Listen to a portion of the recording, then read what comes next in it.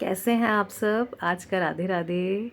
I hope आपको अपने जीवन बदलने की कुछ राह मिली होगी मेरी बातों से, और मुझे पूरा विश्वास है कि आप कोशिश भी करेंगे अपने जीवन को बदलने की, सुख दुख सहने की, ज़िंदगी के मकसद को समझने की कि हम क्यों आए हैं, क्या करने आए हैं, और जो करने आए हैं वो कर भी रहे हैं या नहीं, है ना।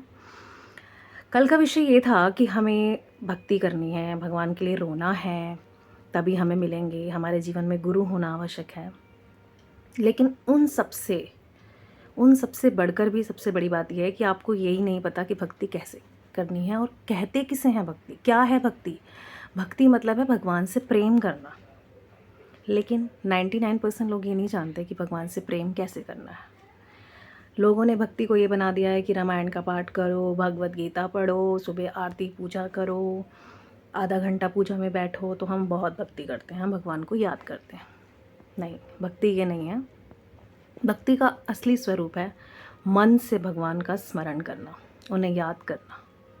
मन, मेरे गुरुदेव कहते हैं कि जब मन का अटैचमेंट ही नहीं होगा भगवान में, तो आप चाहे कितनी भी भक्ति कर लीजिए, अपनी इंद्रियों से करेंगे, और इंद्रियों की भक्ति भगवान नोट ही नहीं करते हैं।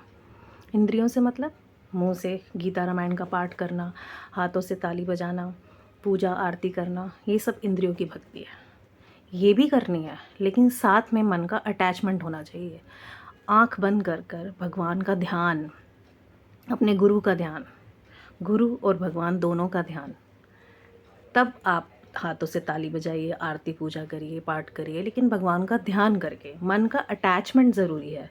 मन से करनी है हमें भक्ति, तन से नहीं। तन की भी भक्ति होती है, लेकिन सर्वोपरि जो भगवान को सबसे प्रिय है वो है मन की भक्ति, फिर है तन की भक्ति, और फिर है धन से भक्ति। धन से भक्ति मतलब जब हम अपना धन भगवान की सेवा में लगाते हैं। तन से भक्ति मतलब जब हम ताली बजाते हैं, भगवान की आरती पूजा करते हैं, पाठ करते हैं। और मन की भक्ति मतलब जब हम आँख बंद कर कर भगवान का ध्यान करते हैं, अपने गुरु का ध्यान करते हैं। तो मन से भक्ति करनी है। अब मन से भक्ति क्यों करनी है? क्योंकि हमारा मन ही गंदा है। जब हम दूसरों में दोष देखते हैं, इसका मतलब हमारे मन में गंदगी है, तभी हम दूसरों में दोष देख रहे हैं। अगर हमारा मन साफ़ है तो हम दूसरों में गंदगी नहीं देखेंगे। और भगवान की एक सबसे बड़ी शर्त बताऊं मैं आपको, वो ये है कि वो हमारे मन के मंदिर में अकेले बैठना चाहते हैं। वो चाहते हैं कि हमने अपने मन में जितने भी काम, क्रोध, लोभ, मोह बसा रखे हैं, ये सब हम हटाएं। सब में, हर इंसान में, हर जीव में भगवान का दर्शन करें। हर जीव को अपना माने कि हाँ, इस जीव में भी मेरा भगवान बैठा है, मुझे इसके बारे में ये नहीं सोचना है। और ये तो हम जानते ही नहीं है कि भगवान हमारे अंदर बैठ के क्या क्या नोट कर रहा है। हमारे हर कर्म को वो नोट करता है, इंद्रियों के कर्म को नहीं कि हमने किसी को मुख से गाली दी तो वो कर्म नोट होगा। ना ना ना, इंद्रियों का कर्म नोट नहीं करता। मन से जब आप किसी के बारे में गलत सोच रहे हैं, वो नोट किया जाता है। ये ज़िंदगी हमारा एग्ज़ाम पेपर है। जैसे पिछले जन्म में आपने जो कर्म करे थे, जो भी आप एग्ज़ाम शीट में लिख कर आए थे, उसका रिज़ल्ट आपको इस जन्म में मिल रहा है।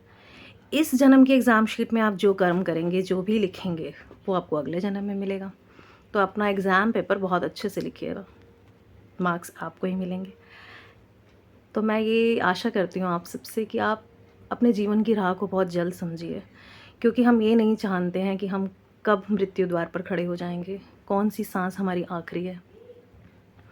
तो अपने मुख से, अपने मन से हमेशा भगवान का स्मरण करें, नाम जप करें, अपने गुरु का ध्यान करें, क्योंकि ये सांसें बहुत अनमोल हैं जो भगवान ने हमें दी है। और ये मनुष्य शरीर, जिसे हम जानते ही नहीं हैं कि कितने कल्पों बाद हमें दिया गया है, और सिर्फ ईश्वर की प्राप्ति के लिए दिया गया है, भोगों को भोगने के लिए नहीं। धन्यवाद।